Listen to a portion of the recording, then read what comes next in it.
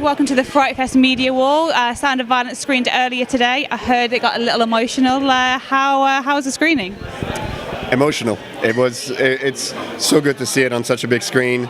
The audience's applauses made me all, and seeing the finale that is very personal. I couldn't hold back the tears, and now I'm going back to it.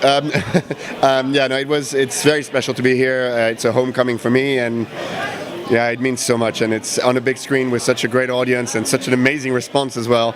I feel very, very lucky right now and very, very happy. I mean, this is the sort of film that really thrives on the audience participation. So, was there any bit where you were particularly waiting, other than the ending, for the reaction? And did you get it? Yeah, there's a tonal shift halfway through in a studio, and I was happy to hear a few laughs because that was a very important moment for us to kind of let them release a little bit before the second half of the movie kind of unravels, and I felt the audience react, and again, having done virtual festivals so far, that was great, and I could hear the gasps on the finale, and that that made me happy.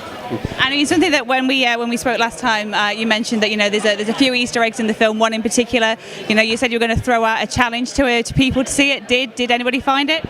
They did. I am so proud of the British audience. They found it after all those weeks and months actually of people not seeing it. Maybe because it was on a small screen, but on a large screen they found it, and they liked it as well. They liked the Easter egg, and they liked what it was referencing to, and yeah. I mean, now I'm not going to spoil it, but I'm going to say just my guilty pleasure is chopping mole, and there's an Easter egg in there. And I mean, the film's coming out. The film's coming out in the UK tomorrow. For people that missed it at Frightfest, what are they going to get when they pick that film up off of the shelves?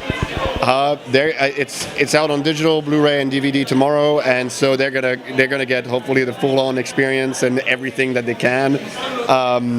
They're gonna get as well absolutely access to me through social media. Reach out, ask me anything you want, and I will gladly engage because I love speaking about this film.